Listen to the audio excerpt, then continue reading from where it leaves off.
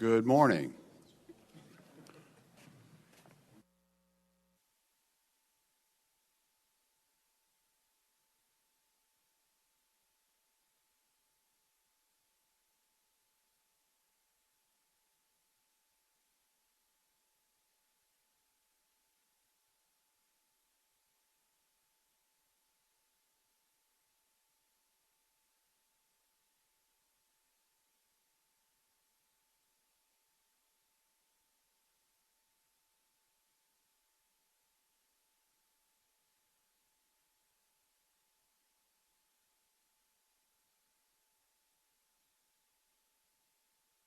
I'll put it up on the board.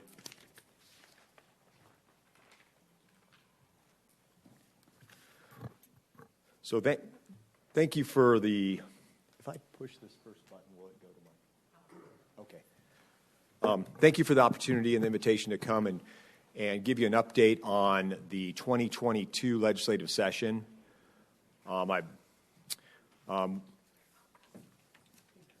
We are in the middle of the legislative session, and I want to tell you where the legislature is with our bills and their other activities. I intend this to be a discussion. Interrupt me anytime on any of the topics I present. The PowerPoint I put together is just to kind of guide us through some of the major areas so we don't skip them. But interrupt me, ask questions. I may not know all the answers, but happy to tell you where any of these things are. If there's other bills that come to mind, feel free to ask me about them. If I don't know the answer to that right now, I can get it to you. So just where we are in the process, we start in January, and the legislature goes until they think they've accomplished enough. This year they introduced almost 1,700 bills, which is about 20-30% more than usual. So they want to accomplish enough, but whether they get there or not is unknown at the moment. My guess is they probably finish sometime in early June and start going out and campaigning. What I wanted to cover, though, is the status of our legislation, some of the major issues that the legislature is working on that have impacts on us, positive and negative, and then just some general legislation, some of these 1,600 or so bills that impact our operations. So let me start with bills that the county has asked the legislature to consider. These are things where your department heads, your staff, the board itself has asked that the legislature basically consider our issues through legislation. These are things that I worked on with Tammy Ryle, the different department heads, and U.S. supervisors. So there's particularly two bills that we had introduced this session. Both these bills are sponsored by Representative David Cook. He's been good to work with on these two specific issues. One's a transportation issue, and the other's a water issue. Also, the legislators that we appointed to replace the legislators that resigned or had passed had done a great job assisting us on our work at the legislature. I'll just note that. But first bill we had introduced is House Bill 2184. This is related to State Route 24. You all know where it is. It comes off the 202. Dead ends at Ellsworth right now, but the pavement is all paved and it's about to open up all the way to Ironwood. But it will leave drivers at Ironwood when that opens up in June.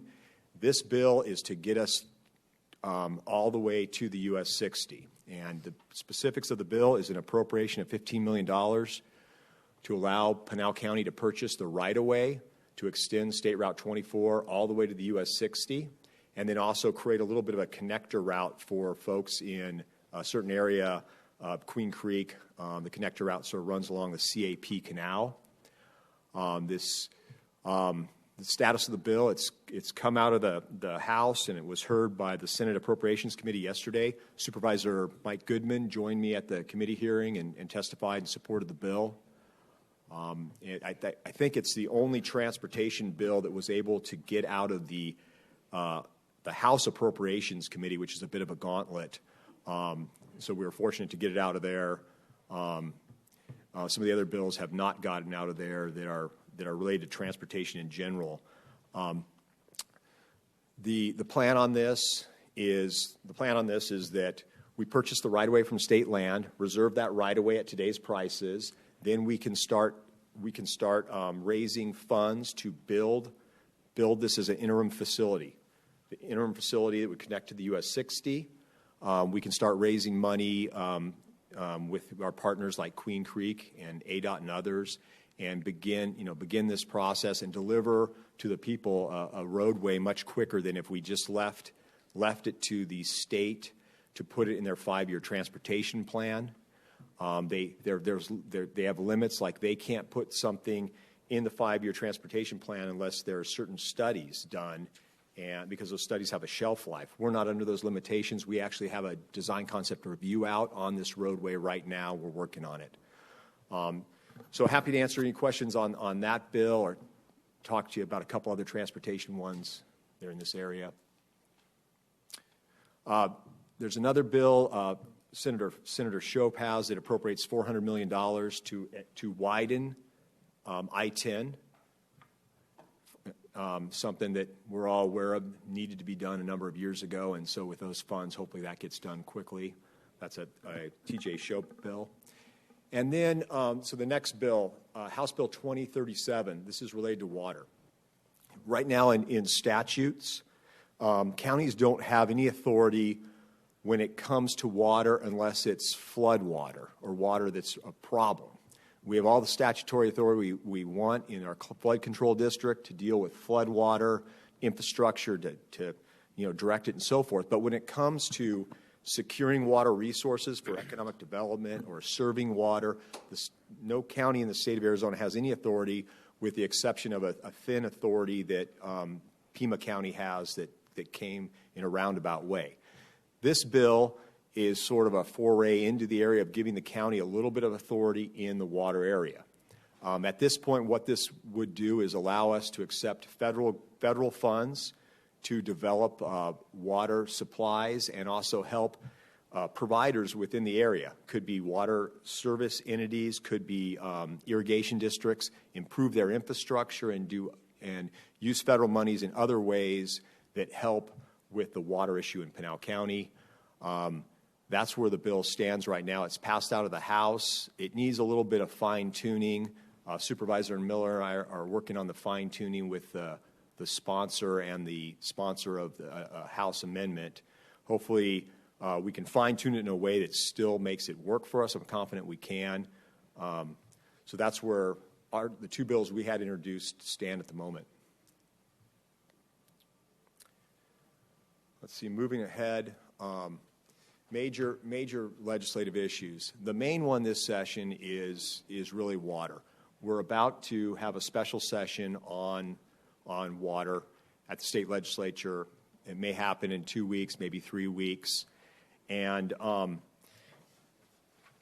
what it relates to is creating a water authority that will essentially allow the state to develop water supplies that regions of the state could access, providers could access, purchase from the water authority, also fund infrastructure, and then also encourage certain conservation and other efforts and fund them, and then also drive water policy. If you look at the state's involvement in water, the state of Arizona has a Department of Water Resources. They are a regulatory body. They measure water, they enforce the regulations related to the use of water, they administer programs like the Assured Water Supply Program, but they don't develop water supplies, they do not fund or develop infrastructure or manage that infrastructure. So this is the first foray of the state into that area, and what the bill would allow them to do is develop infrastructure. It wouldn't allow them to manage that infrastructure. It would be handed over to a service provider or something like that. And they're funding it with about $1 billion over a 3-year period. So it provides a lot of opportunity. It may need some fine-tuning in the way it's structured. It's got a board that comes about in a certain manner through an appointment process. If that can be refined to assure that we have some representation, that would be a good step. There's some other parts of the bill that make it positive. It may allow water sources to be brought to the state that would otherwise not be made available to the state of Arizona, because it allows funds and sort of a focused entity to help bring those supplies here to Arizona. It also may create some competition for supplies that wouldn't otherwise exist. So some good, some positive, and some negative. I put a couple slides up. I mean, Chairman. Mr. Chairman. Can I ask? Supervisor. I want to touch on a couple of points, because this been monitoring this legislation. If we have any comments today at 5 o'clock is the last time you can do it. That's what I understand. I mean, 1 week to dive into this thing that's 60 pages long. Anyway, and I don't know if council's had enough time to really dive into it much. I mean, and probably the biggest concern I have with this legislation is it almost guarantees that Pinal County will have no one to be representing on this board. They've taken the 3 counties that are served by CAP, which is Maricopa, Pinal, and Pima. They say for those 3 counties, you only get 2 seats. And I'm like, boy, this feels like DCP all over again. I mean, frankly, I mean, it just doesn't feel good. So we have that concern, and then the selection process. They're going to select from some legislators and from industries like the ag community and the Home Builders Association and stuff. Those people are going to select the people from the board. But then there seems to be a question about, well, if you sit on that board, you cannot benefit from any decision that's made. Well, I don't know where you're going to find anybody that knows anything about water that's not some roundabout way you could say they are benefiting from it. It has some flaws, particularly in the formation, in my opinion. The concept, though, I think there's some good ideas. It's going to take big dollars to build facilities. It's going to take big dollars if you're going to wheel water from one area to another area. It's going to take big dollars if you're going to bring water from out of state into state. Those, and I fully understand why you might want to be in there, but in those 3 counties lies 85% of the population, and they're only going to get 2 people representing them. And again, so I don't know. If I had to vote for it today, I would vote no, because I'm just not comfortable with it. That's my personal opinion.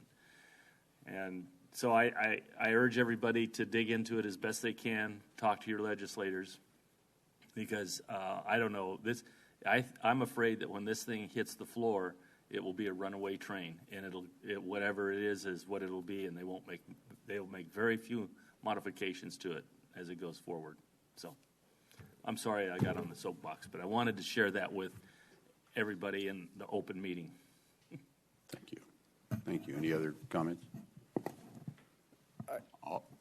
Of course. Thank you, Mr. Chair. And I guess that's one of the areas to go off of what Supervisor Miller is saying, is that because we are unclear, I think each and every one of us ought to weigh in on it somehow, some way, even if we're unclear on it, because of some of there's not enough meat in there for us to be able to do something about it. So I think that's vital that we weigh in on some of these items. I'm glad we're having this, but it's almost like we're a little bit late in some of the game on this. I don't know has anybody even been looking at it from our attorney's side? Do you think you could get something to us before the end of the day? No. Okay. I mean, there's just no way. As Supervisor Miller, we just received this, I think, last Thursday maybe, as it was, and it's 60-some pages long as it is, getting in there. That, along with some of the other fast-breaking items we've been working on, we have just not been able to dedicate time to this yet. Yeah. So are you suggesting then that we tell our representatives to say no? Give us some time. Push Is it in the queue? Is it if I go to the speaker card or request to speak, will it? And I type in this number, will it pop up? Mr. Chairman, Supervisor Miller, there's two bills associated with this. Yeah. One bill is a very short bill, half-page long, and it says we fund this entity with a blank for the funding. That bill is on the system. And you could, say something on it. The other bill is, we got a copy of it in advance because of Supervisor Miller's work in this area, the courtesy copy, and that's what Chris is referring to. That, I think, has been released to legislators. It's not generally out there. Yesterday, they started doing an informational kind of thing with members of the legislature, and I'll send you the video on that. It was yesterday morning. Just to sort of get the information out. And then they have this period where people could give input, and that's what Supervisor Miller is referring to. I met with the chair of the Water Committee in the House and talked to her last week about the structure, the overall bill, the structure of it, and just some initial observations. The structure of the board, they deliberately structured it in a certain way. I think they're willing to take some suggestions. They were trying to make sure that the people on the board were qualified to make the kind of decisions that that the board is charged with making, and basically go out and this is their quote from them. Operate like a business and go out and find and purchase water supplies for the benefit of the state of Arizona. And so they want people that are qualified to do that. How you do that and meet the qualifications and the things that Supervisor Miller talked about where those individuals couldn't benefit by this. We're talking about people with engineering backgrounds, development backgrounds, and others that it's hard to find someone that's not conflicted in a way. But I think they're open to discussions, and Supervisor Miller is going to join me in some meetings tomorrow morning at the Capitol with some of the individuals that are involved. Maybe we make a little headway. Mark, if I may. Sure. Just real quick. It's Senate Bill 1611. Is that correct? It is. That's the one that might not show up on if you searched for it. Yeah, it's a strike. It will be, the way they've drafted it so far, it's going to be put on Senate Bill 1611. But they may get permission to introduce a separate bill. They put it together that way just so people could look at it. The governor may call a special session. A new bill with a new number will emerge from that. The conversation yesterday with the members of the entire House, the Speaker sort of welcomed input from members for the next, I think it was, next period of time this week. The timeline may get flexed a little bit, so we may have some more time. They're occupied with some other things at the moment. Okay. So just to clarify, what are the bill numbers involved with this? At this point, it's House Bill 2725 is the funding bill. It's a half page long, and it just has a blank in how much this thing would be funded. House Bill 2725. And then the bill out for review is drafted as an amendment to Senate Bill 1611. Thank you. And Supervisor Goodman, I believe you have a comment. And more of a question, but thank you, Mr. Chair. So that I'm clear, and the rest of us are, there's two parts to this bill. One is the funding part, and then the other part is the disbursement side. The other part is the actual creation of this Arizona Water Authority and the powers given to the authority and the structure of the board of the authority and how they get to that board. So it's basically the disbursement of it. Exactly. Yeah, exactly. Or the water, actually. Okay. Right. And or. Yeah. Okay. And that's the one that, and that's the one that's really pretty unclear that we haven't really had a chance to really look at in depth. That's the meat of it, Supervisor Goodman.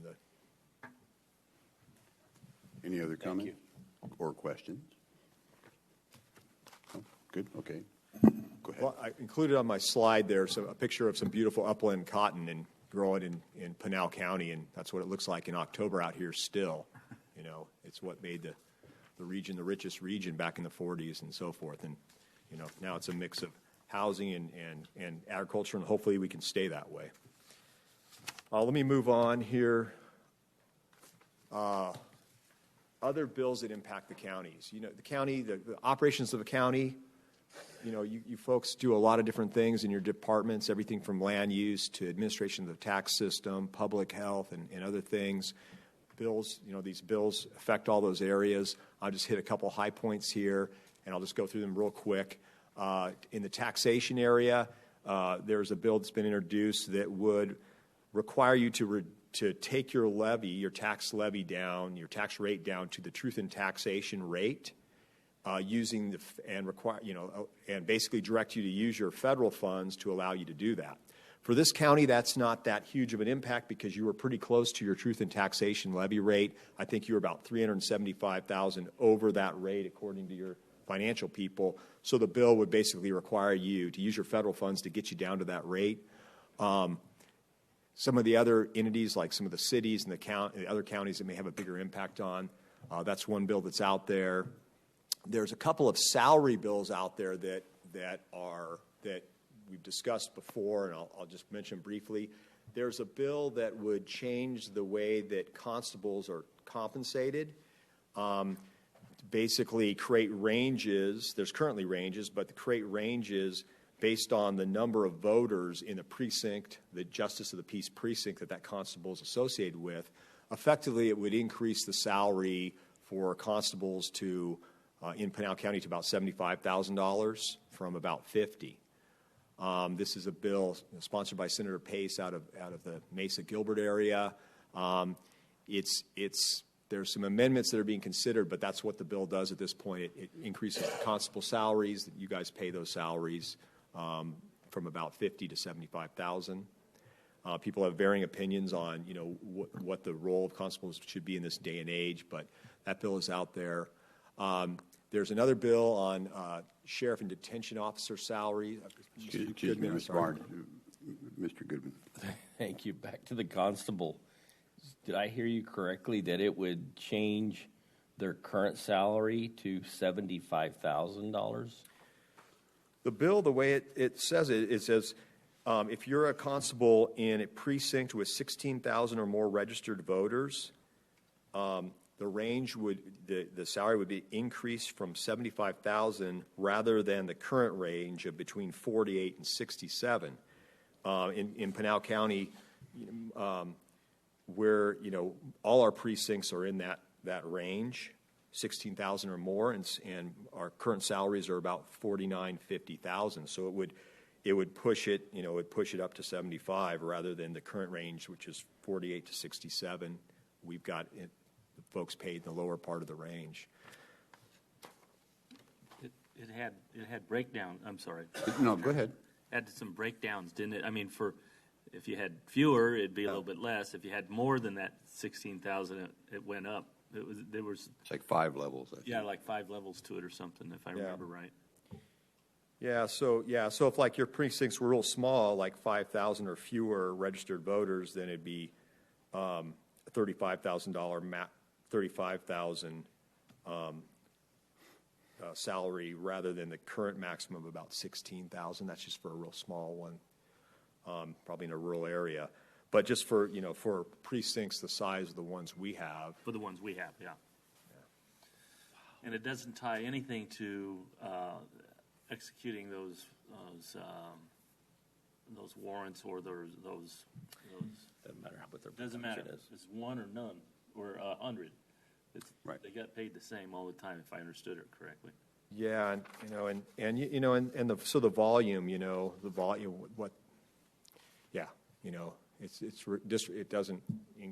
it doesn't include any recognition of the the number of warrants served. But to be clear, their duties are spelled out in statute. What they do.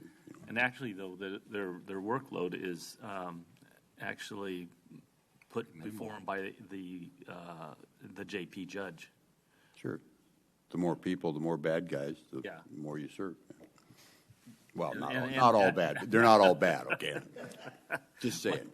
But it's how much the judge sends them out. Correct. I mean, and the judge has the discretion of hiring outside entities to do it as well.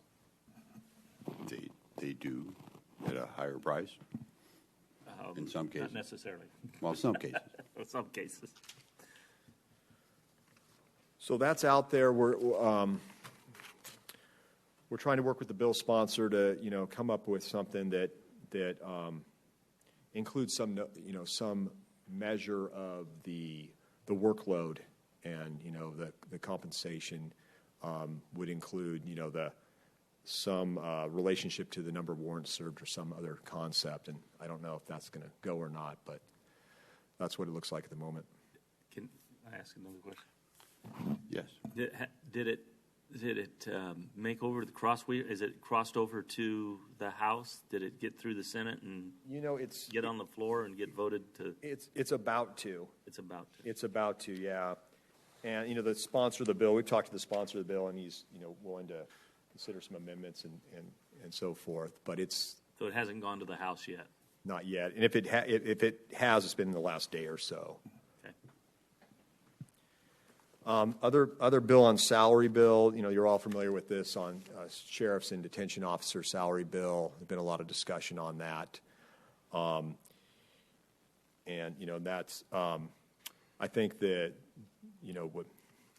we all appreciate our sheriff's detention officer and all law enforcement. And there's a number of bills where the legislature is really trying to acknowledge, some support for these individuals that put their life on the line for us all. There's 5 or 6 bills that are in this, 2 or 3 bills in this area where we talk about compensating our law enforcement better. The governor put a lot of money in the DPS for salary increases. And this bill, I think there's been a number of meetings with the sheriffs and some of the county supervisors to talk about what could be done in this area without going with a formula like the bill proposes that would require compensation to be based on a formula that takes factors outside of the financial system of the county to calculate a formula. We had some productive meetings with them, and I don't want to get out in front of what they said they were going to go and try and amend the bill to. So hopefully we'll see that this week sometime. But it basically kind of shifts the burden, at least for this year, over to the state legislature to deal with it. So we'll see if they come up with a solution. And this is the set of bills that ties it to the 2 highest paid entities in the county. Correct. And basically, they've chose to set that whole formula thing aside, and they're kind of going a different route. But I haven't seen anything recently that they've gotten that language changed yet. So I don't want to speak out of turn because I don't know what the new language really says. I know the concept, but I just would rather wait and see what it says. And they're still in their respective houses. Correct. Yep. They were last week. And that was a good thing because they can go change them now. Any other comments? No. Mr. Barnes. Okay, let's go on to a couple other things. Election bills. There was over 100 of these introduced, and they do a number of things. Some of them talk about only allowing hand counts for all elections. Some would eliminate the ability to have an unguarded, unmanned drop box like the Mike Goodman. I was at his office the other day, and there's a box out in front that would disallow the ability to use those sort of mechanisms for collecting ballots. There's just a whole wide range of these things. The election officials have been very active. The county election officials have been very active at the Capitol discussing these bills. I assume the legislature narrows it down to several of these and passes those. At this point, there's just so many. I don't know which one I would start talking about. And you may have varying opinions on these bills. Some of them, are steps that could be taken to make sure that we have, we can be assured that the election results are something we can stand by. Administering elections is, one of your roles, and some of the things that have been proposed make it difficult to do that, like requiring only a hand count. Our elections it's a large number of people. So know that those are out there. Your election, you can maybe talk to your election folks here at the county on which ones they can support and which ones are a problem. Okay, and just moving on to general government bills. There's a whole bunch of these. There's some of these bills are a response to pandemic related moves that local governments and state governments have taken. For instance, there's a bill that would prevent a government from shutting down a business during a declared emergency. And it's a response to what happened the last couple of years. And some of the there may be situations like during flooding event or something like that. That's the only declared emergency I think that I can think of that the county's involved in that would make sense to maybe require a business to close. I don't even know if that would be something that is justified. But some of the things that just force that would prevent that from happening.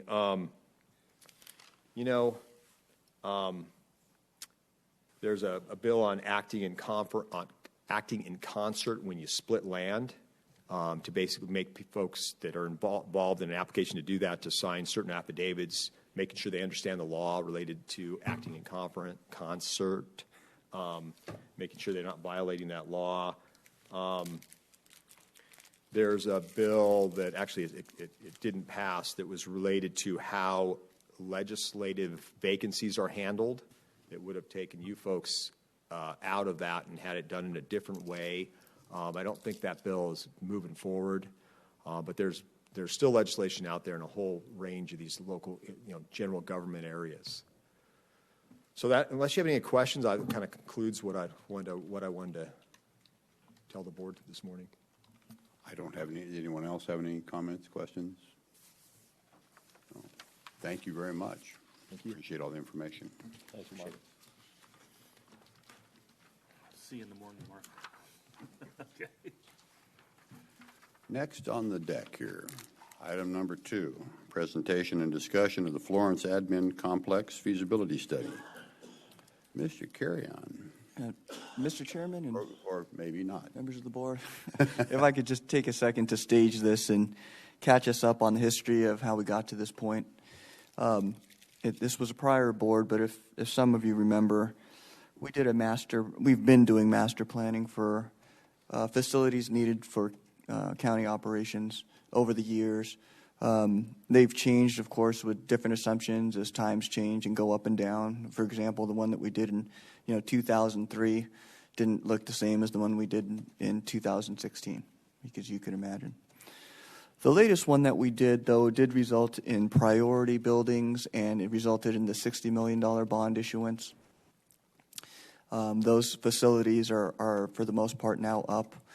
And if you remember, even at the county attorney's office, ribbon cutting, we talked about how doing a building like that, though it may have not been at the top priority, knocked off 2 or 3 or 4 of the top priorities that we had, because it gave us the ability to shuffle around with some buildings. Also, at the time, we had mentioned some of the priorities on that list that we weren't going to bond for, but that we were going to use cash on hand and or transfers to our one-time capital fund, as well as excess revenues in the future, and we plan not to bond for those. Building A and D renovations were a part of that discussion. That had a somewhat, a significant price tag, which has now changed and become more significant over the last couple of years, as construction has in general. One that wasn't on the list really high at the time was Building E. But since that time, Building E we have discovered some HVAC and mechanical and electrical issues, and the fix would have been a pretty high price tag. So we said, now we're looking at A, D, and E, let's relook at this campus, as well as the useful life of the current building that we're sitting in. Time goes by fast. It's been almost 10 years since we've renovated and stayed in this building. And the useful life from the way that we currently use it today, in the manner that we do, is probably another 10 years, plus or maybe a few more, from an interior structural, electrical, HVAC perspective as well. So we thought, why don't we go back to the drawing table and look at a master plan for this campus. And we worked with DLR. And so we're here today to present that plan and to talk about it. To give just further context, because Andy's going to come up later, we do have a plan in place to where we could fund phase one of this without issuing bonds. And then for the next 10 years, we would continue to put aside money so that when phase two was to occur, we wouldn't need to issue bonds either. We would go ahead and use the cash that we had saved up to pay for it. Thank you, Mr. Liu. Now, Mr. Carrion, come on down.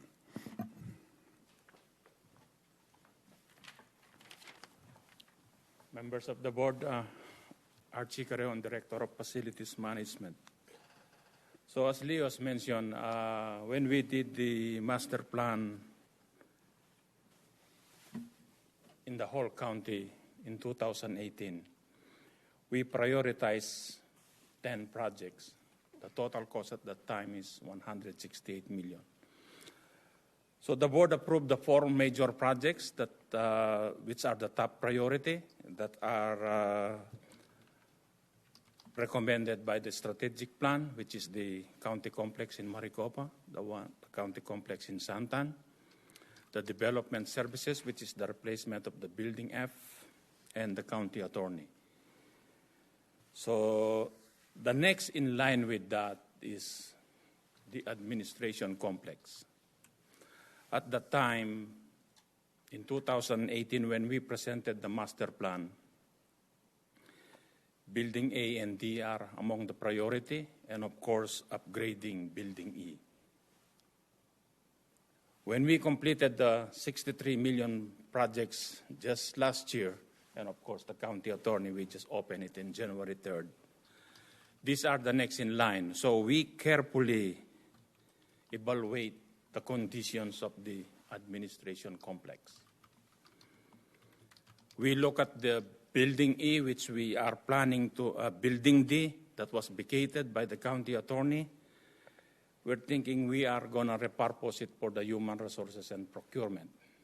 When we sat down with both departments and evaluate their program, the building can, even if we renovate the building in its entirety, it needs to be expanded because of their current needs now.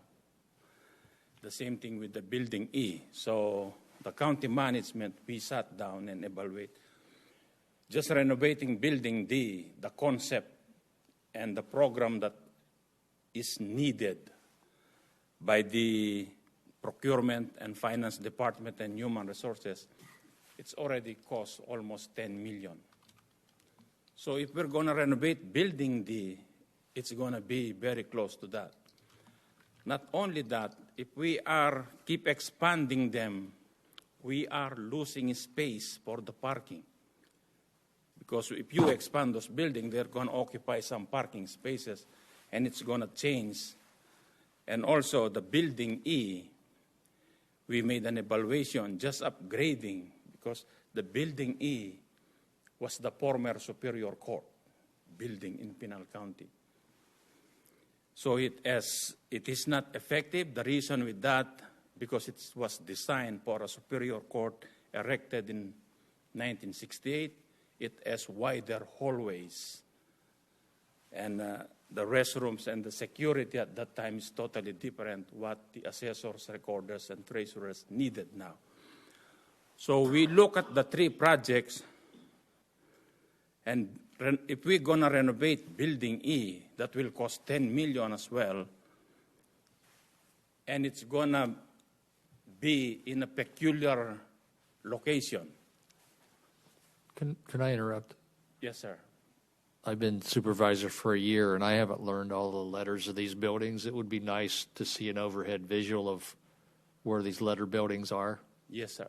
So, and because people are watching this online, and they will, so it would have been, because it's their money we're talking about spending, so it's probably too late for that now, isn't it, Leo? To get a schematic of the letters of these buildings? We just accomplished putting this one property in one title. So now that has been approved, the plan now is to change the designation of these buildings. Because now we are in one parcel, we can use this administration complex, label the building as, we will keep the 1891 because it's on a separate parcel. It has its own address of 135 North Pinal. And all the other buildings that are on 31 North Pinal Street, we're going to change the designation as Building 100, Building 200. That is coming, sir. It's a part of the plan. I see what I wanted to see is on the screen now, so. Yes, sir. So we look at building one building instead of renovating and expanding the 3 old buildings. We solicited the services of DLR Group, which has expertise on government facilities. And we sat down with various departments. So that is the whole background why we are here right now. And I'm going to give it to Larry Smith. Larry Smith and Hans, they are here from DLR. Larry is a principal from DLR Group. And Hans is the designated project architect if this building will be approved. Before we will go in details. Are there any other questions? Supervisor Kavanaugh. Yes, sir. Thank you. So we're talking about tearing down two-story buildings and creating a large 3-story building. How many people are anticipated to work inside the large 3-story building once completed? Yes, sir. Once the building is completed, the phase 1, we put it in phases due to the magnitude of the funding. The phase 1, it's going to occupy all the occupants of the building E, the entire assessors, recorders, and treasurers. And then it's going to occupy the human resources, procurement, and budget office. My question was, do you know the number of so we have a current list of employees, but we're going to expand, so we're building a bigger building. How many people will work inside that building compared to how many parking spaces we have? Do you know that number? Yes, sir. The number of people, it's in the program. I have every department, they have their projected manpower, that the future positions and the current positions. So to answer your question by ballpark number, just on top of my head, the budget and procurement, they are about 50 persons. The assessors, recorders, and treasurer, there are about 90 persons. The human resources, they have 35. That is what they're projected. And then the phase 2, which is the county manager's office, board of supervisors, and IT department. The IT department, they have about 68 employees right now, and it is being projected they may be about 90 in the future. So those are the total. And the building will be about 100, on top of my head, is very close to 135 to 140 square feet, 3-story building. So to get the exact number by employees, of course, we cannot give an exact number for now because, for example, human resources, they said by 2030 we will be 35 personnel. Currently, they are in the 18 to 20 right now. We don't know between that period until the building is completed if those additional 10 positions will be approved. But they are programmed to be in the building. You're building ahead so you have room to expand into it. Yes, sir. Does that answer your question? Well, just looking at it, is there enough parking to accommodate the people who are going to be employed there? So that's the basic math that I was looking for. Maybe you can get an answer to that later. And the second question I have is, we're talking about a centralized building. Has there been consideration of where the employees are driving from having one centralized building was a good plan in 2018, pre-COVID. You know, are there any other options to put buildings elsewhere in the county to be more central to where people live and work, you know, drive here? That answer, sir, we did that in the phase one. That's why we erected buildings in Santan. We erected building in the county complex. Maybe, if I may step back, when the board delegated us to evaluate the county facilities needs in 2017, we hired a different architect at that time. We met with all elected officials and every department head. There are about 3 meetings for every department. And so that master plan, it was completed in 2018. It has determined all the needs of the county. Before we presented that to the previous board, we had a meeting with all the department heads and elected officials. All at that time, they concurred that that is what they need until 2030. That's why we came up to the solution. We have identified, there were 10 projects at that time. So the top priority to address Mr. Caban's question is we need to put a facility in Santan. We need to put a facility in Maricopa. So those were addressed at that, on the phase one of those projects. So the other question that you have, this facility, either we're going to erect this facility or just renovate the existing, the same employees in this facility will drive over here because this is their workplace. Does that help you out? Supervisor Miller. Thank you, Mr. Chairman. Help me out here because I guess I want to know, where are we in this process?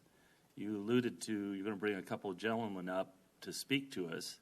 Have they been selected through a procurement process at this point? Have we gone through RFP, RFQs? Have we, I mean, I kind of have things that happened 8 years ago that I worry about the process. So I want to, I mean, because I think we can't have people talking to us if they're going to bid on it. If they're going to bid on it, or if they've already been selected, I need to know that. I don't know where we're at in this process, and I don't know who here wants to try and answer that question for me. But very good question, sir. DLR was just hired for this feasibility study so that to give us the whole information. So their services on this feasibility study is completed. okay, Once, if the board will decide to approve this project, we will go, that is the time we will go on a process and determine what is the best delivery approach. If we're going to do the traditional design bid build, if we're going to do design bid or CM-A-TRIS, or select the architect that's going to design this. The gentleman that I am introducing, their services is just for this feasibility study to give you the whole information so that we can have a basis for the decision making. Okay. Well, I just wanted to make sure that we haven't gone down a couple other steps that we weren't aware of. So No, sir. all right. The project is just up to this limit. Okay. So you're saying Thank you. the project. I would think that in real life, according to people's budgets and what they want, they would look at maybe 4 or 5 different scenarios instead of all or nothing. I mean, we've built so many multi-million-dollar buildings, and some of them obviously were needed. The development services over there, a lot of people are questioning the legal buildings over there on Jason Lopez Circle. I, for one, don't want to see this building shut down. I would rather spend hundreds of thousands to renovate this and keep this piece of history rather than spend multi-millions making a big sterile square building. So that's how I'm going to be leaning on this. So if we do need other 3-story buildings to house, more modern technical facilities, but I'm going to be all against phasing out of this building. All right. So, could we bring the DLR up and have them Yes, sir. talk to us? Larry? And, Mr. Chairman, Mr. Liu. Leo over here. Voices. I'm hearing to voices. Supervisor Surtees, a question, and it's one that we had as well. It might be helpful to take some time to discuss considerations of using this building even after 10, 15 years, what that would take or what it could look like versus, an option of, because obviously we did contemplate a lot of different options, but I think it would be helpful for the supervisors and the public to understand what our options potentially could be with this building versus a replacement. Chairman, Board, pleasure to be here. Larry Smith with the LR Group. We're helping the county out and so forth in what we're calling a feasibility study. We do a lot of these around the country, and there's a lot of moving parts and aspects to this, just as you've talked about. Nobody wants to spend a huge amount of money building a building when you've got existing facilities that can handle those. But what they all kind of come down to is an analysis of your existing facilities. And like Archie had mentioned, the kind of money that needs to be put into Building D or into Building E, after it's sort of served its life, after a building's been around about 30 years, it's kind of at the end of life. And so you have to spend a lot of money on it. And not that you haven't already with maintenance and so forth. And then there's another aspect that's an ongoing cost is energy. And so we did kind of a thumbnail sort of audit, if you would, of Building E and D. And I believe those are in the range of like $400,000 or $500,000 a year. That's additional energy that's being spent on those to bring those up to speed, so to current standards. So what happens is we compare a new building that's energy efficient, has the technology, has the longevity, and there's a good cost benefit, over, say, its life of 20 or 30 years, and compare that to spending money on the existing buildings. And like Archie had said, it was in the $10, $20 million range. Excuse me. Do you want to take questions at the end, or do you want to be interrupted in between? Oh, I don't mind being interrupted. Sure, go ahead. So you're saying we're only building 20 to 30-year buildings now? In this century, that's a technology we can only make a building that's going to last 30 years? No. Buildings will last, 50 years. I mean, look at this courthouse. So I understand your point. And buildings, for the life cycle cost analysis of a building, before you have to start spending a lot of money on complete, upgrades of HVAC systems, electrical codes and so forth, you get about 30 years out of a building before you need to put some significant capital into it, okay? Because the systems have kind of lived their life, so to speak. Not the building, not the structure, not the bones, the building's still good. And I mean, I've got buildings that have been around for 100 years. I mean, but what we're saying is in doing a facility condition analysis, we look at those and say, okay, what's the capital that needs to be spent to have it in good repair with minimal maintenance for about 30 years. And then we know that, generally, then we know at that time there needs to be a facilities plan, so to speak, to replace some of the major systems and do some significant upgrades in energy and so forth and so on. Thank you.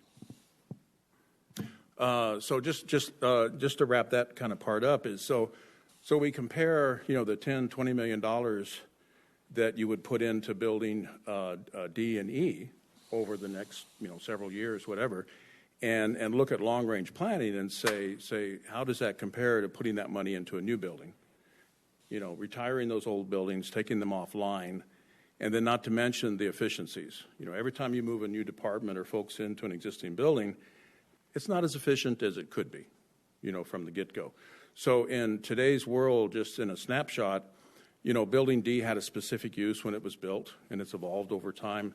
Building E has evolved several times into another use. And what happens is there's more square footage that you're maintaining because of an inefficient building, so to speak, than what we can put into a new building that's designed as a very flexible office building that can adapt and change as you need to. And that's what's kind of being proposed here, is something that's going to meet the terms the needs of Pinal County, 20, 30, 40, 50 years down the road, when we don't even know what those needs are. But you're at the point of an office building, of the needs of an office building for all of the services for the constituents that can be flexible and change over time and try to use the minimal amount of square footage. So lastly, looking, down the road, like the question about, not using or vacating this building, that's not what's being said right now. What we're saying is it's more of a generic office building that's in 2 phases and can serve the needs, the office departmental needs for the county for many, many years to come.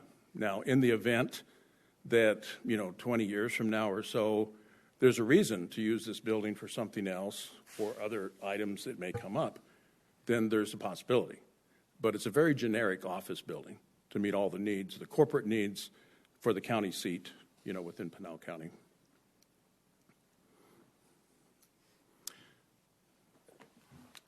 Supervisor Goodman. I just want to thank you, Mr. Chair. And going back to one of the statements you made, you mentioned that how much in energy or power are we, the deficiencies that were compared to a newer building, what were you saying? How much was it? It was about $400,000 a year.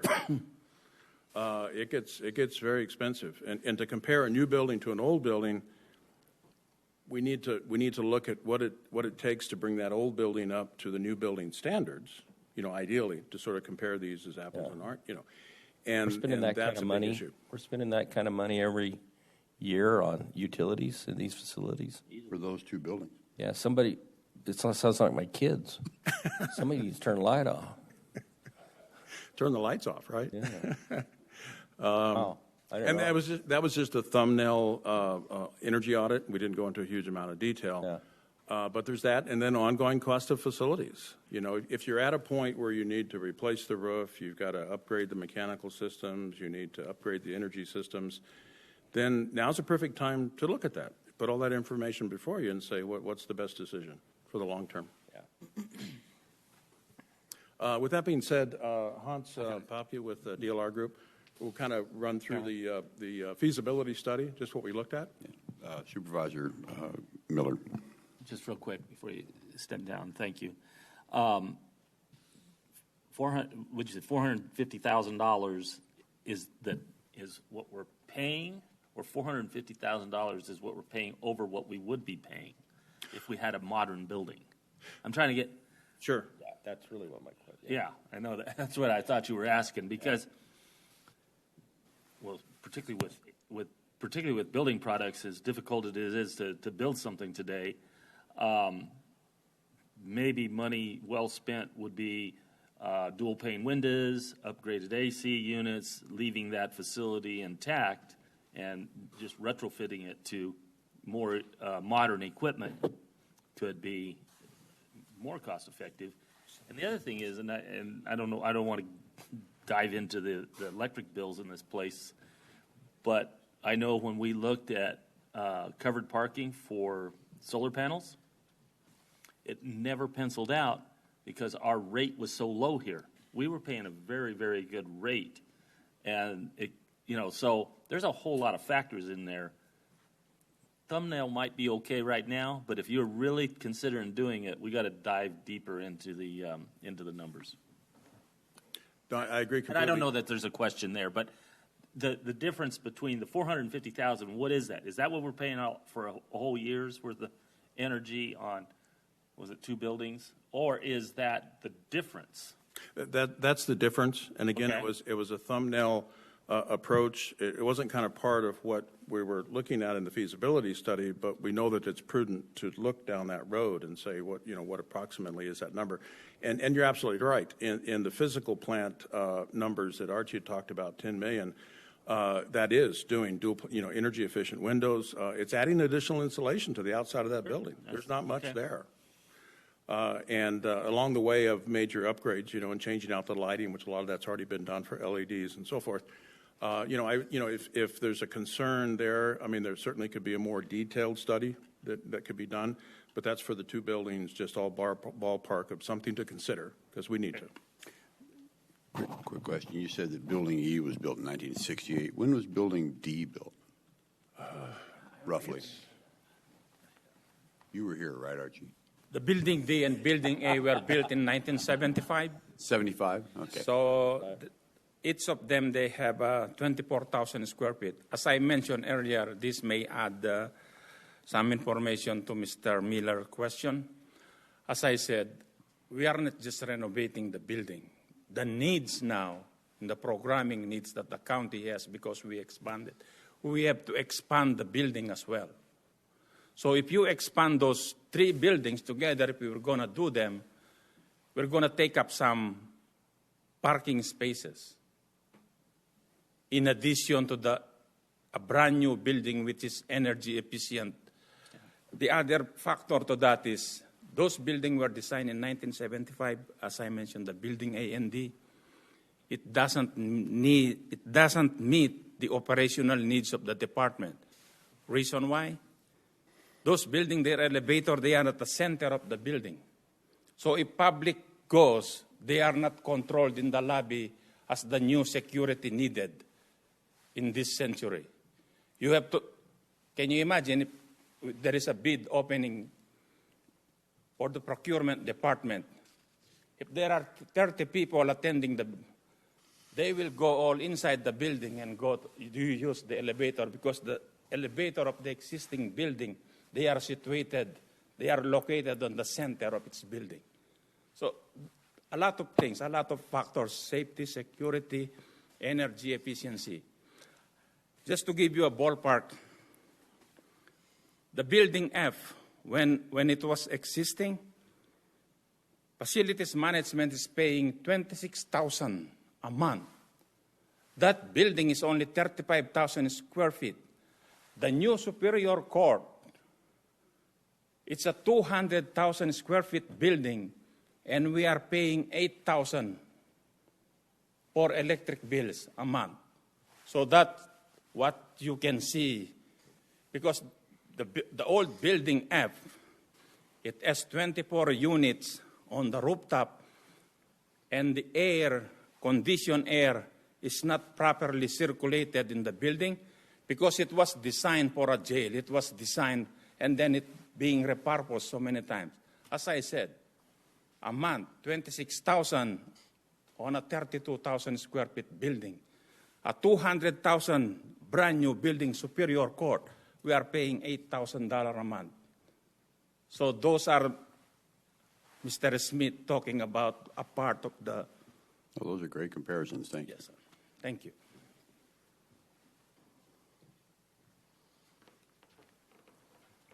Board of Supervisors, thank you for having me.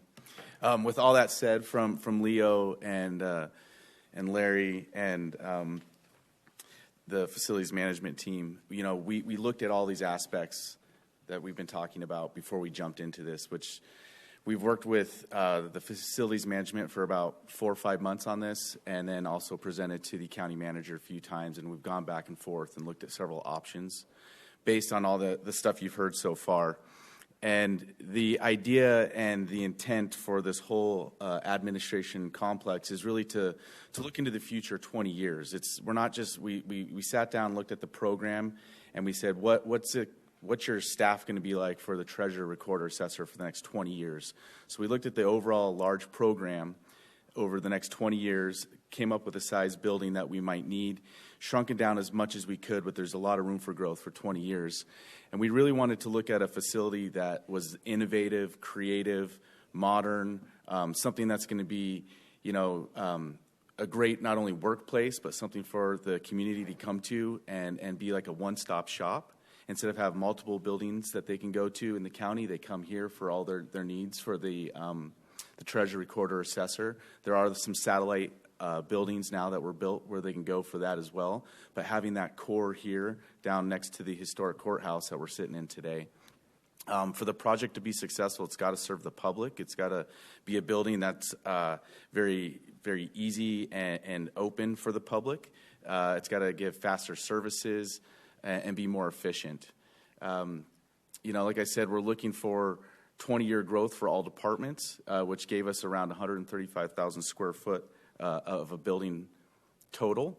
And, I can go through some of the site analysis stuff, but, we look at the whole town of Florence, Pinal County, when we go to place a building. So we look at building heights, building usages, and how this building should sit on the site, the size that it should be. We don't want it to be a massive building that takes over this historic courthouse. This needs to be the gem that's on this site, and we don't want to take away from that. So we do a lot of site analysis and looking at different buildings in the area, the materiality of buildings, how those buildings sit on the site, and how can we make this building and this new complex something that blends in to the town of Florence and fits not only just with the town of Florence, but brings in that modern technology and the modern office building of today.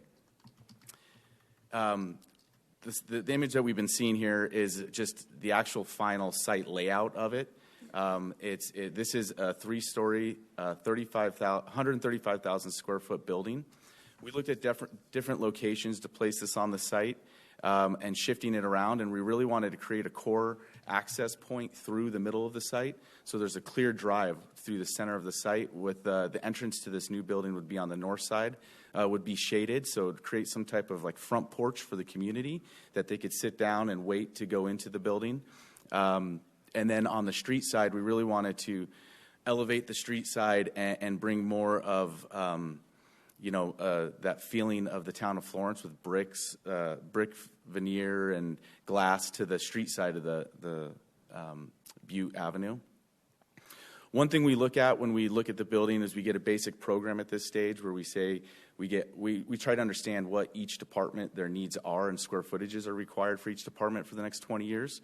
We sit down and we program that, and we come up with basic block diagrams just to look at overall, can we fit these departments within this building, and what's the maximum size, what's the minimum size for the next 20 years of growth. And so we generically lay these out just for the feasibility study to make sure that the square footage of each department's needs are met and what the size of the building could be. As Archie had mentioned, we're looking at a phased approach on the project. We're looking at 2 phases for the project. So the first phase is demoing Building D, where the county attorneys now vacated and entered their new facility, and demoing some of the ancillary buildings around it. You can see that in the middle graphic. I don't know if the public can see the pointer on the screen, but the middle graphic on the bottom, it kind of shows in yellow and green that those are the buildings that would be demoed first. We could demo Building D, build the new facility, and then the occupants from Building E can then move into Building D. Then we can decommission Building E and turn that into parking. And then over time, as the county gets more money, we can look at phasing, doing the second phase of the building, which is on the west side. And there's no demo or buildings to be demoed at the time, so we can build phase 2. And then once phase 2 is built, the tenants from Building D can move, or B can move into the new phase. Where would the parking garage go? There's not enough parking here. I can't see it. Do you know what the square footage, the footprint of our current buildings that we're taking out compared to the footprint of the new building? Do you know what that difference is? Yeah, so right here we have a parking calculation. I don't know the exact square footage. We have 25,000 in Building, I think it's 24,000 Building D, 24,000 square foot in Building B. Building E, I don't know the square footage on that, but we did the parking calc based on the square footage of all those buildings and our new building, which is 135,000 square feet. And the total parking spaces required is 630 spaces required for the new 135,000 square foot building. That also includes the new development service building and the historic courthouse. The parking that we can fit on the site by doing the overall feasibility study is 570 spaces. So we're short about 60 spaces. And there's ways that, we don't, how often are some of these parking lots filled? We have to follow codes. It's 300,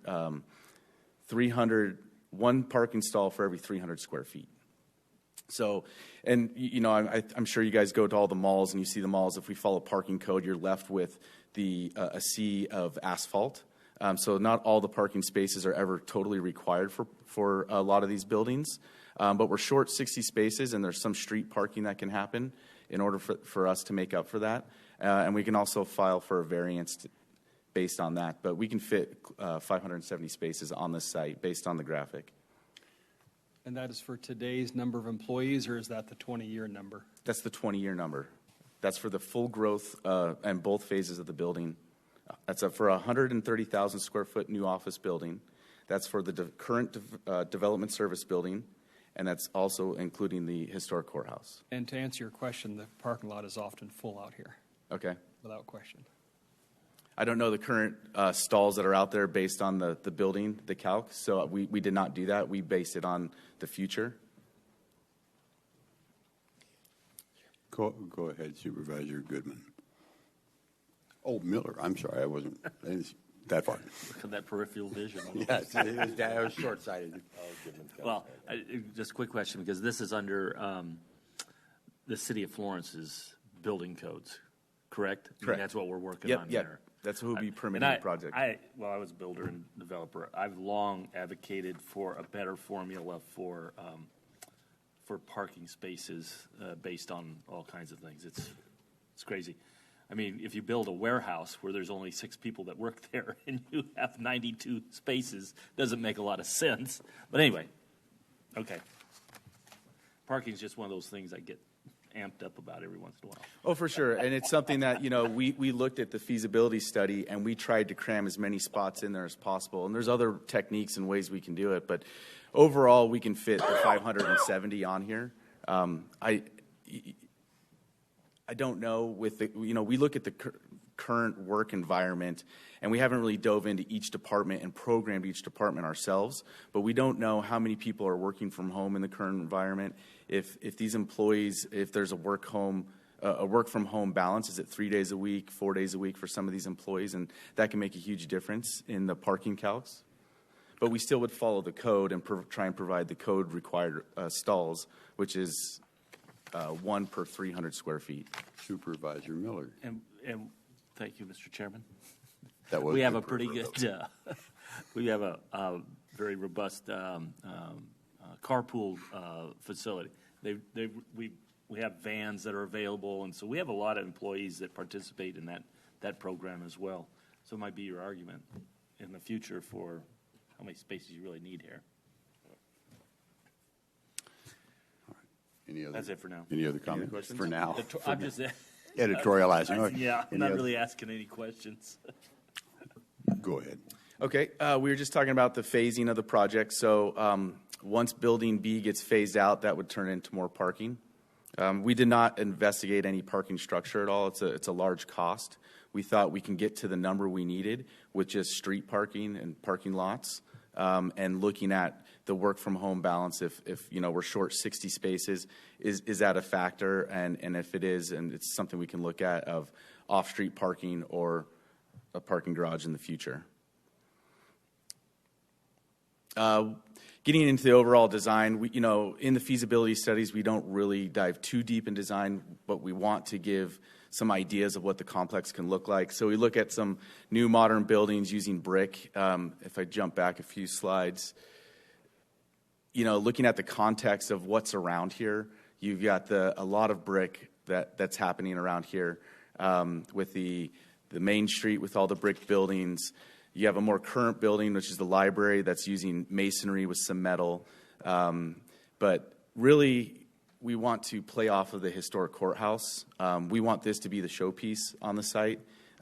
This is going to be a museum at one point, I'm sure. It's well kept. And so we looked at a lot of different brick buildings and how we can use brick as a facade.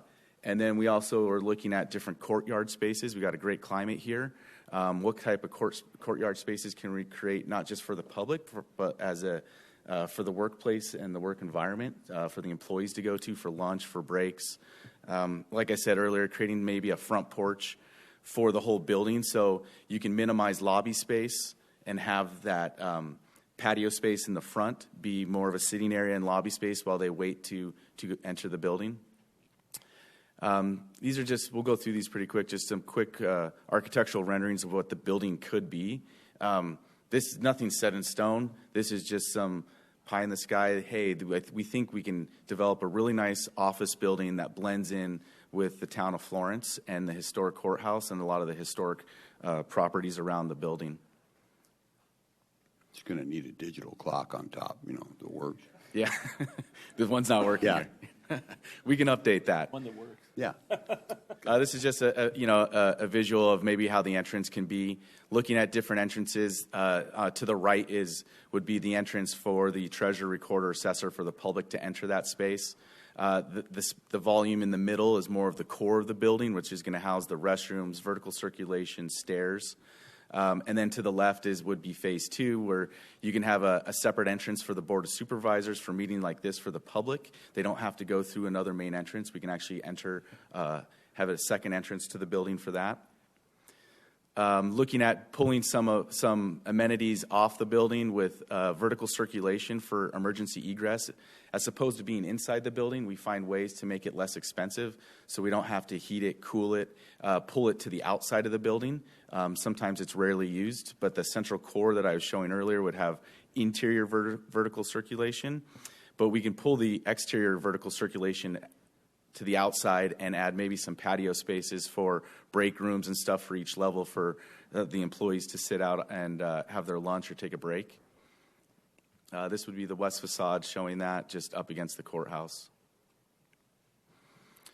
So looking at the different costs for each phase, the overall cost for phase 1, which would be demoing building D, E, and building a 66,000 square foot building, all costs in is around $27,536,000. That includes soft costs of architectural design fees, engineering, utilities, civil, furniture. These are rough order of magnitude costs that we looked at with a cost escalation for up to 2 years. And then for phase 2, which would be then demoing building A and building another 66,000 square foot addition, is around $29,716,000. And that's all we have. That's it. Any Do you have other any questions? comments, questions? Mr. Kavanaugh, I see one burning in your head there. I see. Thank you, Mr. Chairman. I think we need to go back to the drawing board.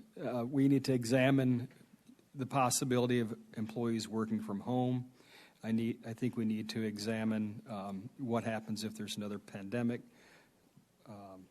And then this, clearly doesn't have the parking spaces. Our facility is surrounded by residential, so the proposal is to have folks park on the street in front of residential, just like they're doing already on the other side of the development building. So I think we need to get with our county management and totally rethink this. Okay. Any other comments? Supervisor Goodman. Based on what Supervisor Kavanaugh said, if we're out of parking lots now, that means that post-pandemic, people are back to work now. So is that the direction we're going to be going? And if another pandemic hits, we still got to provide some kind of workspace for them while they're here, right? And so as we're moving forward, but I do agree, I think there's a lot of things that we need to really look at and evaluate. Do we want to encourage and look at the possibility of more of our employees working at home?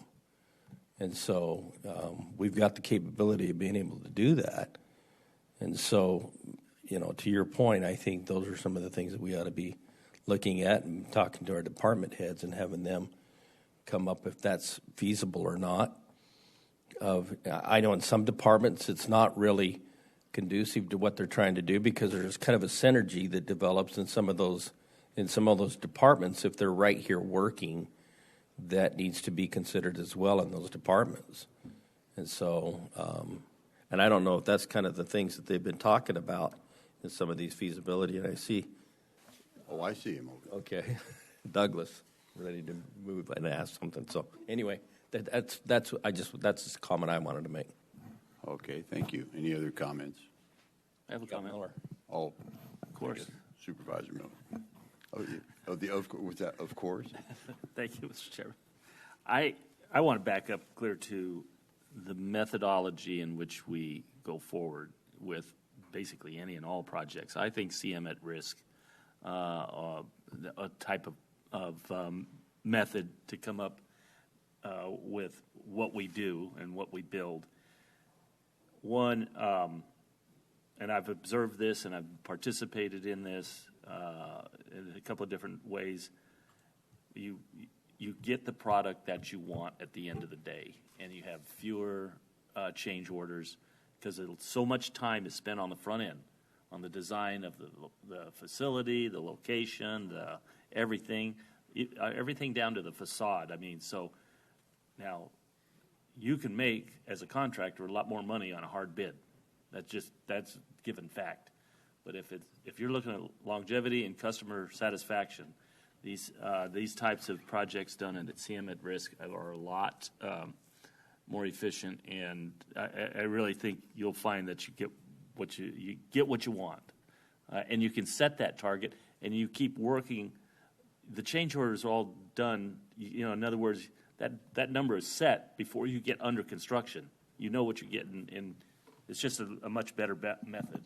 And I've participated both ways. I would agree with you on that. Thank you. Any further questions? I don't see any. I think thank you very much for your time. Really appreciate it. Mr. Wolf, you're looking to say something, I can tell. Thank you, Mr. Chairman. Douglas Wolf, County Assessor. I have a dog in this fight. I'm in Building E. We call it E for Excellence. It's a dump. When I first moved in 9 years ago, Archie and I became best friends because every day or thereabouts I'd be calling about problems with the heating and air conditioning. We'd have some of our office staff would be at 60 degrees and some of it would be at 90 degrees, not depending on what the temperature was outside.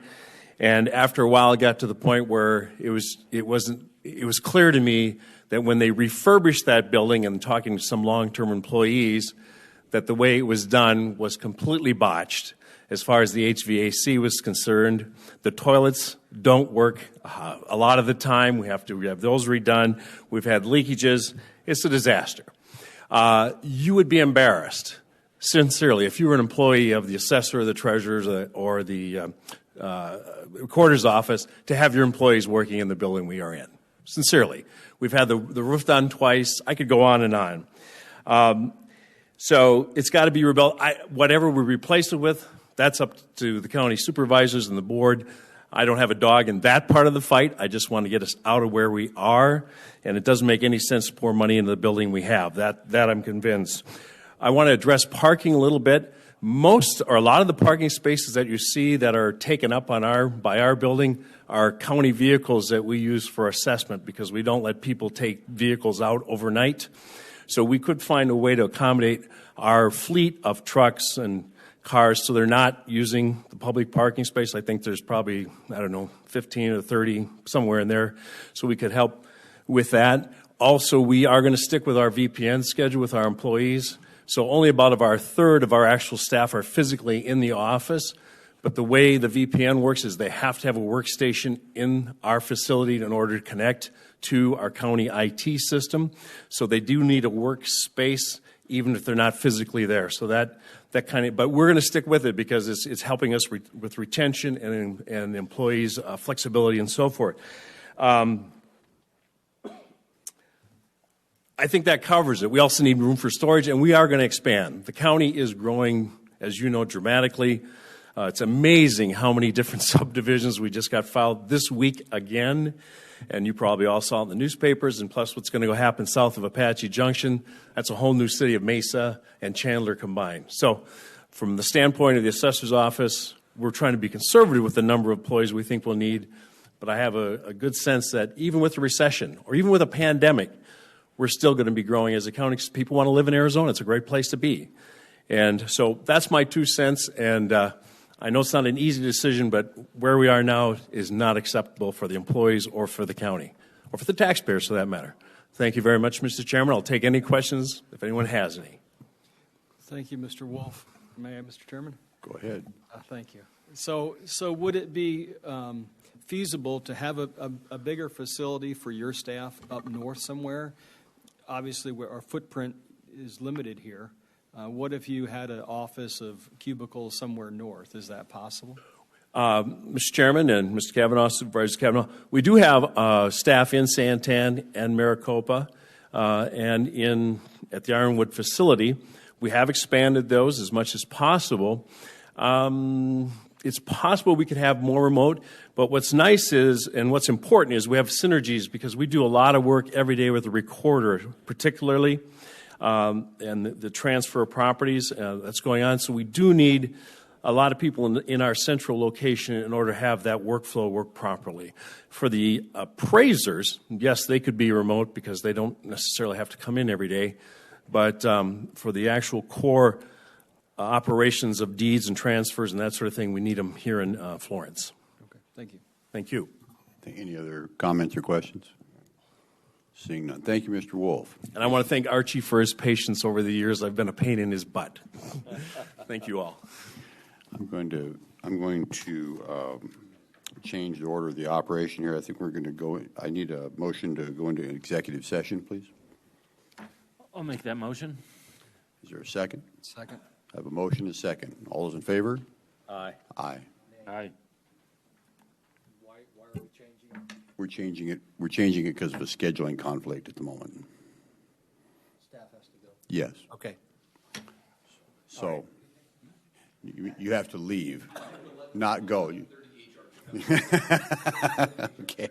Okay. So Just think it's good to explain those things to the people watching. all right. Apparently we're in executive session. I can't talk anymore.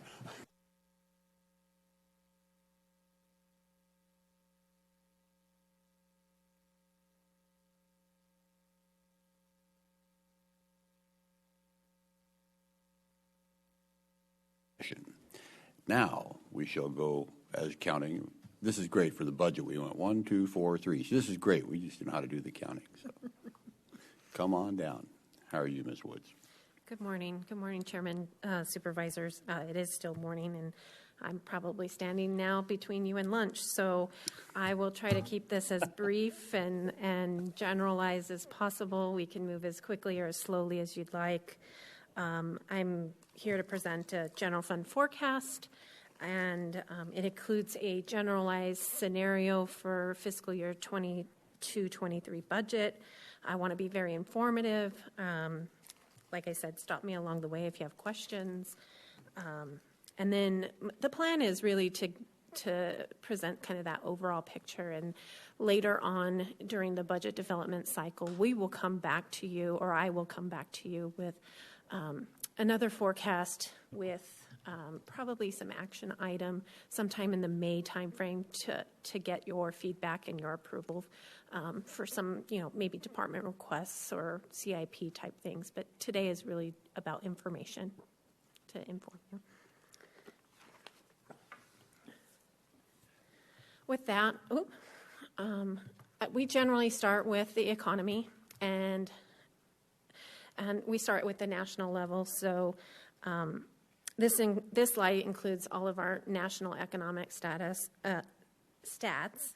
and I wanted to really compare the national economy today to where it was prior to the pandemic. So a lot of these notes that I have here on the screen are really getting a sense of where we were and where we are today.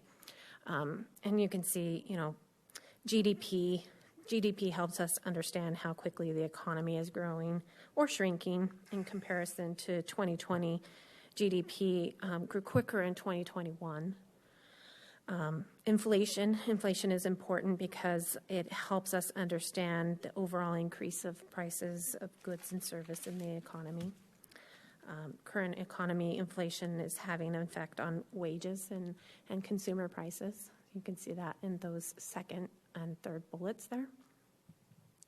The labor force participation has not reached pre-pandemic levels, but employment is only 4% in comparison to the 6.4% that was in January of last year. Nationally, jobs in 2021 do not equal the jobs that were lost in 2020. Job gains were greatest in the areas of leisure and hospitality, And it's interesting to note that the professional and business services sector added 1.1 million jobs during 2021 and is back to pre-pandemic levels. Any questions on the national economy statistics? So moving on to the state economy. At the state level, our unemployment is at 4.1%. State job growth is 5.11%, pretty good. And, overall, the state is experiencing spending growth of around 6.5% over the last 7 years. And their revenue growth is exceeding that, at 22% in the last fiscal year, which tends to be why their ending cash balance is growing. Sorry. So the next two slides that I have, we typically put these in this presentation. It's forecast data. It provides consensus projections from leading economists about conditions in the 12 western states. The data reported in the tables is expressed as an annual percent change relative to the annual average value for each indicator during the previous year. And so we use this to compare Arizona to those 12 states. And this slide is the factors for 2021. You can see the current personal income for Arizona, 6.2%, retail sales, 12.1%, wage and salary employment, about 3%, population growth, 1.5%, and single-family housing permits, 16.1%. And, there's those other 11 states that they compare to. And this next slide is the comparators for 2022, so looking to the future. And, personal income, again, growing 4.3%, retail sales, 5.2%, wage salary employment, 3.9%, population growth, 1.6%, and single-family housing permits at about 5%. So getting down to more, our local or metro economic stats, we look at things like the Phoenix Metropolitan Statistical Area. That MSA includes Pinal County, and jobs are growing at about 5.6% in 2022, and we're estimating, 2021, and then we're estimating job growth at 3.7% in the current year. Pinal County unemployment for December was 2.7%, and comparative to the U.S. rate of 4%, that's very low, extremely low. Total labor force that was reported on the State of Arizona Office of Economic Opportunity. Labor force in Pinal County is 198,059 employees. In November of 2019, the labor force was 189,710. So our labor force is still growing. Any questions there? Okay. These next two slides are forecasts completed by a panel of experts who track construction and general economic trends for the Phoenix metro area. So we have economists on here that are very in tune with what's going on in our area. And, you can see each of their percentages for each of these categories. Consensus-wise, population, for 2021, they're expecting a 1.7%, personal income growth of 6.3%, retail sales 10.8%, wage and salary employment 3.7%, manufacturing employment 2.7%, construction employment 3.4%. Those are the numbers for the 21 forecast. And then the numbers for the 20. Quick question. Sure. Supervisor Miller. Thank you, Mr. Chairman. So, kind of trying to figure this out a little bit. Sure. Do they track how many people are moving from one job to another job? Because it seems like, I don't know, and frankly, it seems like a lot of movement here, but with only 1% growth. I think it was statewide or even the Phoenix area, 1.6. How do they track? Are we moving people from construction to manufacturing, or vice versa? Do they have any way of tracking any of that? That's a great question, Supervisor Miller. I don't have that information. I can look into that for you. My inclination is that they're tracking the overall growth. I don't necessarily think that this particular report is tracking the change from one classification to another. Because I think there'd be some natural migrations. But anyway, okay. I'll talk about that later offline. Sure. So moving to the 22 forecasts, here again, same economists doing the same projections, and you can see those consensus numbers still very positive. So our next slide here, I put in the presentation just to kind of begin to set the stage for not only this board but our public in how we budgeted the general fund revenues for this current fiscal year, keeping in mind that as we go into budget development for next year and our forecast slide later on, I just wanted to give that context of how and what categories that we're budgeting in. And you've seen this slide many times. This slide here is a representation of, the Pinal County primary property tax rates over the last few years. I've left fiscal year 10-11 on here solely because that was a point that we really began to strategically talk about the tax rate and strategically move forward with whatever levy or rate that the board is adopting on an annual basis. And, what really sticks out to me is that levy in 10-11 is really 3.2% less than the levy that we adopted for fiscal year 21-22.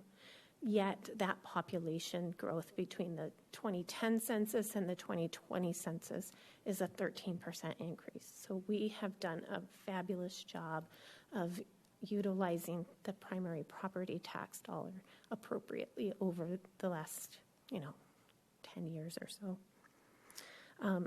This slide also gives you the context of if the primary property tax rate were to stay at the 369 due to the increase in net assessed valuation, the levy would increase by about $9.5 million. And earlier today, you heard some comments in regards to some House bills that talked about the truth in taxation rate. Our truth in taxation rate for this coming fiscal year will be about $3.50. If this board were to choose to go to that rate, we would still see an increase in our levy of about $3.6 million. And then further context, if you were to choose something between the current rate of $3.69 and whatever dollar amount, every 1 cent that you decrease the tax rate at this point is about $300,000. Any questions there? Very quickly, I just providing this as context for you. County sales tax trends currently are trending about 19% in the forecast that is later in this presentation. I've tempered that back to about 13% growth. I wanted to provide some context to the county sales tax. Along the bottom there, you can see. So this is really the county-wide sales tax that we're collecting on a monthly basis, and I've given you dates back to July of 20 to really December of 21. That's our the most current month that we have received county sales tax, because it's a couple of months in arrears. And, you know, the bar chart there is showing you the percentage of each of the categories that make up that county sales tax. So on average, utilities, we're getting about 11%, restaurants and bars, about 9%, contracting around 20%, retail, 45%, online or remote retail, additional 9%. And then all of those other categories, if we bundle them together, it's about 6%. And what was very telling to me is if you look at December of 20 on this chart, which we brought in about $2.3 million. December of 21, we brought in almost $2.9 million. So that shows that about 20% increase over that period of time. So state shared sales tax revenue, same thing here. Current trend is at 22.2%. I tempered that back in my projection to 11.9%. Part of the effect here has to do with the census. You know, we receive a different allocation due to the most recent census numbers.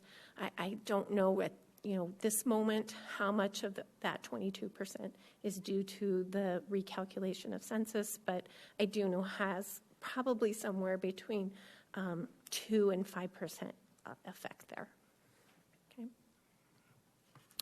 Vehicle license tax revenue is on the decline.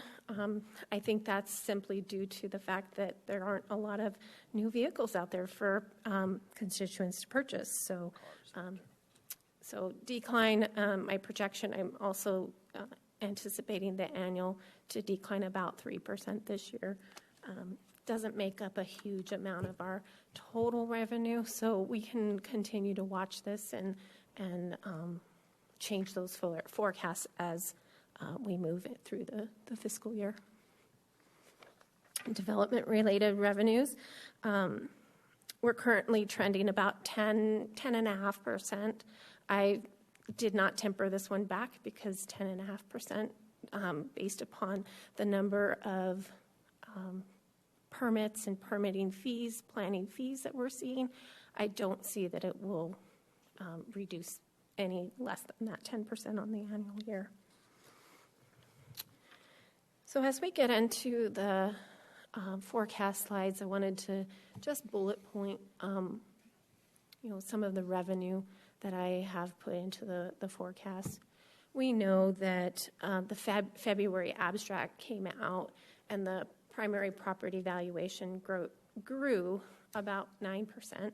It was a result of $103 million of new construction and $280 million worth of existing property valuation increases. So overall, 9% that's impressive in recent years. My forecast also includes numbers for fiscal year 22-23 at that same tax rate, or the $9.5 million increase. So as we get further into budget development, we'll change some of those forecast numbers based upon feedback from this board. In addition, I've continued in the fiscal year 21-22 to include tax collections or excise tax collections at those rates that I talked about. In the future years, I've reduce those back to more what I would consider baseline rates, somewhere between 2 and 5%, depending on the category. Any questions on the revenue side of how I put our forecast together? Perfect. So to continue to set with the stage, I wanted to talk briefly about how we spend our money. So this is the areas in which we're spending our money currently for this fiscal year. You've seen this slide before, just setting it as context for you. And then as we get into the forecast, I made generalized increases. You'll see I put general dollars because we have not been before you with any discussions in regards to employee compensation, medical benefit increases, any kind of departmental increases, capital projects. I just wanted to generalize that so to give you context and information of where we could go, and we'll be looking for feedback from the board. Mary Ellen, did you want to add anything in regards to compensation and what we have been doing? Thank you, Chairman McClure, members of the board. As Angie is overviewing the budget considerations, we did want to take a moment to let you, as well as our employees, know that as we go through this process, employees will be front and center in the considerations.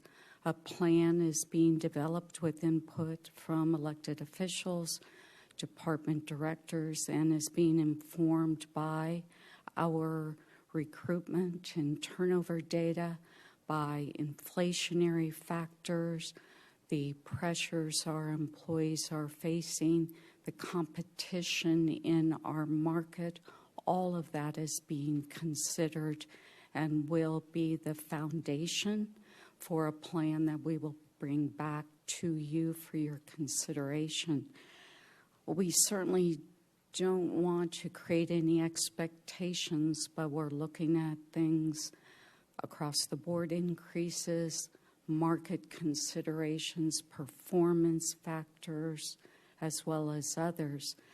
But what we are aware of, given the state of the market and workforce, and you've heard the term the Great Resignation, we're not immune to those pressures, and what we do know is the status quo will likely not keep our good employees or position us to provide the customer service our constituents have a right to expect. So just wanted to lay that out for you as she's presenting these general considerations. Thank you. Thank you. So here is basically, this is the forecast that I've put together. Before we talk about the current year projection and future year projections, I really wanted to talk a little bit about what happened in fiscal year 21 or fiscal year 2021. My last update before you was right around the time that we were adopting our final budget. And performance, the revenues less ongoing expenditures looked much different at that time. To be quite honest with you, the actuals on the revenue side came in about $7.5 million more than my last forecast. And that's simply due to the nature in which we forecast. I'm very conservative with our more volatile sources of revenue. I'm talking about excise tax revenue. I'm very, very conservative with those. And in addition, those charges for service that we receive. We have a lot of conversations with our departments, but I don't want to set an expectation that we're going to have more money than what we will really have. So there again, revenue came in about $7.5 million more than what I last showed you. In addition to that, expenditures came in about $2 million less than what my last projection was. That, when we put together our last forecast, we had a lot of conversations with departments. When we're talking with, say, 50 plus departments, sometimes they don't have a really good idea of where they're going, or they have a good idea where they're going, but not exactly when they're going to execute some of those things.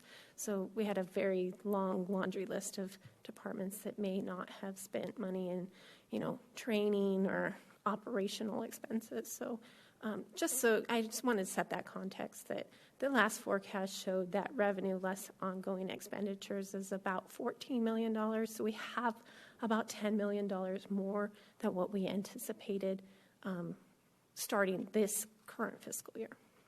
Any questions there before I move on? Perfect.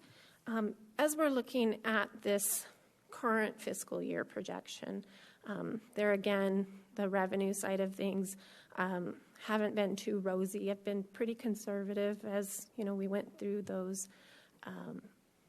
excise tax projections, and, current personnel projections are, they're there on the screen for you to see. We have some one-time expenditures that are happening that for this fiscal year that were approved by this board for one-time capital for this year. That shows in that transfers outline of that, say, $46 million. That won't occur. All of that won't occur in the future. In here, I have placed $1.7 million for some new one-time costs that could be approved by this board, just to give that picture of where we would be if we did some one-time things. So at the end of the year, I'm anticipating, again, somewhere around 29 to 30% reserve. Any questions there? Okay. And then looking at future years, in that $116 million primary property tax, that includes a $9.5 million increase if we were to leave the levy at $3.69. That makes up most of the increase in total revenue.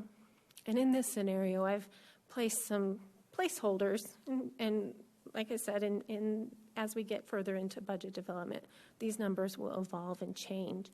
But I wanted to show you what we could do, new ongoing costs, and then some one-time costs that would still leave our reserve at a healthy 25%. In the fiscal year 23-24 column, I even became more conservative on the revenue side of things, a 2.18% increase in revenue, and most of that is due to the primary property tax. So just trying to be mindful in keeping our county fiscally responsible and in a financial healthy state. So there again, we could add some new ongoing, even with those conservative projections, and still remain at a 25% reserve. So I wanted to provide a timeline for the board. Tomorrow we'll have budget kickoff meetings with departments. It's not a one-time fits-all. If there's departments that cannot attend budget kickoff meetings, we'll hold some one-on-one meetings with departments to go through our workbooks and really help them through the process. And there again, we'll be back sometime in May with presentation for budget requests, general fund contributions, CIP, those types of things for your approval. My anticipated date for the tentative budget is June 8th and final budget on July 6th. And with that, that's all I have. If you have any questions. Any question? No questions? Just blank stares? Well, I thank you very much, Okay, Chairman, thank you members very of the much, board. Ms. Woods. Appreciate it. Thank you. Have a nice day. And with that, I believe we are adjourned.